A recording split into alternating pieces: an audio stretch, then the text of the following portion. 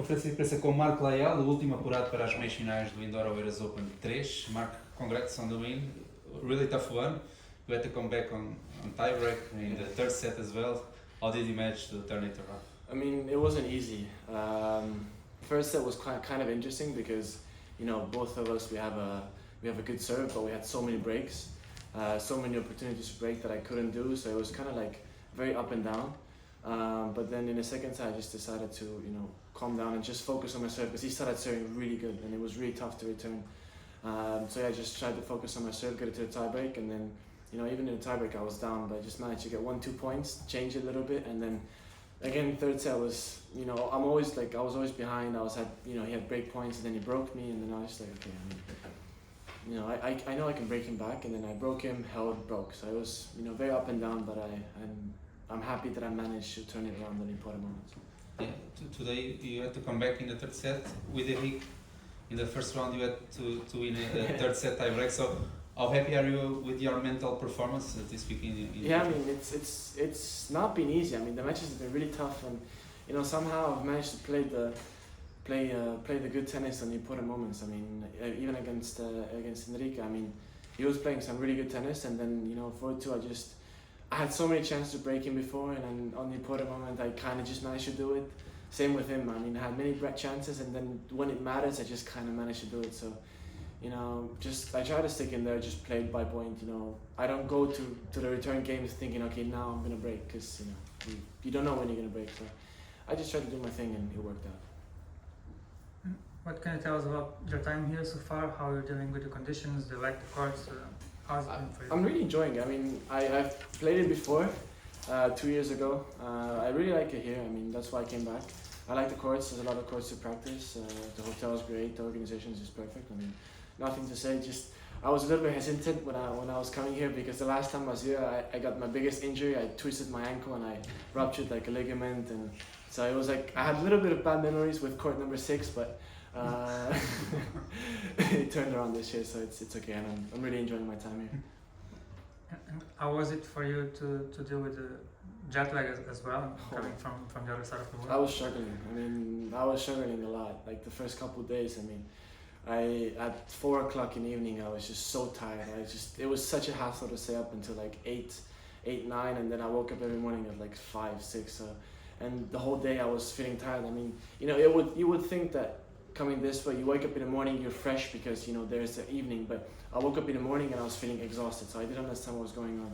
And the first week also, like, I mean, I got a retirement first round, but I mean, I wasn't ready to play, and then second round, I mean, he played a great match, so I mean, you know, maybe it was not the best idea to come play the first week. Maybe I should have given myself a week of rest to recover, but, you know, you live and you learn, and next time I'll be more smart. And what can you tell us about Alexander, because he's a great player, then coming up player as well. I think you guys faced each other last year, I believe. Yeah. So what do you expect from tomorrow's match? Yeah, I mean, we played each other last year in quarterfinals of 125 in France. He beat me in 2 sets. It wasn't an easy match, but I mean, I'm ready. I mean, this time I know what to expect a bit more. I know how he's gonna play a bit more. So I'm gonna be ready. I know it's gonna be a tough match, but I'm looking for my revenge. So yeah. And what do you like about this game? I think I like his forehand. I think he has a big forehand. He goes for it a lot. Very solid on the backhand. Good serve. I mean, he's a big fighter. You know, he's got great qualities. He's a good kid also. I know him for years. So he's a good guy. So you know, it's good to see some guys you've played in juniors, you know, and seen since, you know, you're very young to grow up together. So it's nice. You've got a coach that played your challenges 3 decades ago, Yeah. almost. What does he bring to the table? What does he have to offer you? A lot, actually. I mean, he has a lot of great experience. He has a lot of things to say.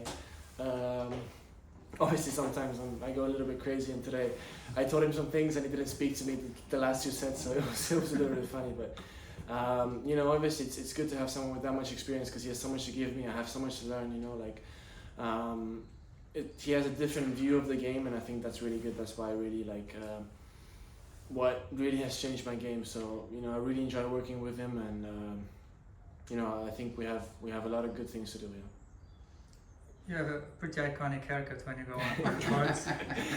Any explanation for that? I mean, When did that I've start? had I've had the hair for like years already, years and years and years. But you know, I used to play with like a hat on cap backwards because you know it was going everywhere. I just like to keep it simple. But I think I've said this story many times. But when I was in Wimbledon, you know, when you play with a hat all the time, you're gonna have a big tan. And if you look at all the other players, like some who play with a headband, they have like, you know, just like white and then like tan. So I was just like, I was basically the same, and I was just, you know, I had 1 week where I didn't enter into the tournament, and it was a nice weather, so I was just, you know, like, I might as well just use it a little bit, just get rid of the tan, and then once we go to tournaments, I mean, just put the hat back on. But you know, I just kind of liked how it felt on court, and I didn't mind the sun, so I just was like, okay, you know, it's Wimbledon, it's tradition, but you know, I gotta change it up a little bit. So just kept it, worked, liked it, everyone liked it. I was just like, you might as well play with it now. Can't go back now, so yeah, kind of stuck with it. Yeah, you can cut it now. Any nicknames associated with the? I mean, there's many people call it, I don't know, pineapple, palm tree. I mean, honestly, you can call it whatever you want. I like everything. I read that you have race jeans. Yeah. So what are you chasing this year? It's still beginning of the year. What Yeah. are you chasing this year? I mean, honestly, I think I'm just chasing to improve in tennis because I think that's the mindset we've been trying to work on. Like last year, I was trying to put like a lot of big expectations and trying to do a lot of things. But I think the most important thing is just to improve, stay healthy and improve. And you know, once you do that, once you get better at the tennis, the results are gonna come. So you know, you can't really control who you beat, when you win, what you win. So you know, just try to work on that. Try to work on being in the present. And yeah, I think that's the most important. And how did you end up playing tennis? Because in your country, it's not the biggest country tennis related. Yeah. Of course, there was Annette and Yeah. Kaya. But who inspired you to play tennis? Honestly, like, who inspired me to play tennis was, I mean, no one really inspired me to play tennis because it wasn't me who went into tennis. It was my mom who put me into tennis because one of my best friends from kindergarten was playing tennis, and then because he was playing tennis, my mom put me into tennis because she was good friends with my mom. But the main thing was like I was racing, but then at the time I was racing motorcycles, but then my dad went on a trip for the whole summer. He went with the bikes from Tallinn to Vladivostok. So my mom didn't want me to ride, so she put me into tennis basically. So for like a couple of years I was doing both of them. I was doing motorcycles and then tennis, but then at one point I liked tennis more, so I chose tennis, and yeah, no regrets. Even though I still like to like ride, and I still want to drive, even though I'm not allowed to. You know, I'm glad I chose tennis. It would be tough to do the haircut with the Yeah, it would be a little bit more difficult, but, and maybe a bit more dangerous, but yeah, I'm glad I chose tennis. Who's winning the Australian Open? I think Sinner. I think Sinner's gonna win it again. He's playing too good. But for a guy so young like you are the best player of your country. Mm-hmm.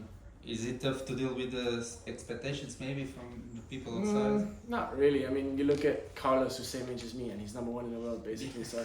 But he's from a big country. Yeah, true. But you know, obviously, like it's an honor to be number one in Estonia. Like when I was young, I always looked up to Jürgen, who was number one in Estonia, and you know, I always wanted to be it because I mean, to be number one in a country, it's a big deal. I mean, you're the best one, so you know, it was something I always strived for. But I think my goal is to beat Annette's ranking, because Annette is, I would say, like one of the greatest. I mean, I think the greatest tennis player from Estonia. Also with Kaya. So I think more the women's side is, let's say, where they got to a really high level. Like I said, because Annette got to number 2 and Kaya was I think top 20. So you know, that's kind of what I'm trying to beat. But first I have to beat Jürgen. So because he's ATP ranking. Because even though I'm number 1 right now, like I'm not close to being where he was. So you know, first try to beat him, and then try to beat the girls. So yeah. To beat the girls, you have to be number 1. Yes. So it's gonna be a big task, but you know, gonna try to do it.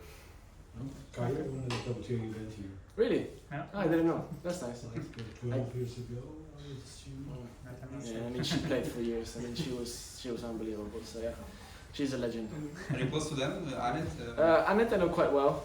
We had the same fitness coach when I was younger, so I saw her quite often. Kaya, I don't know her that well, like personally, but you know, when I see her, I say, hey, how are you, and stuff like that. But you know, yeah, Jürgen I know quite well. I did even quite a few practices with him, and Davis Cup team. So yeah, all very nice people. Thanks a lot. Thank you so much. Thank you very much.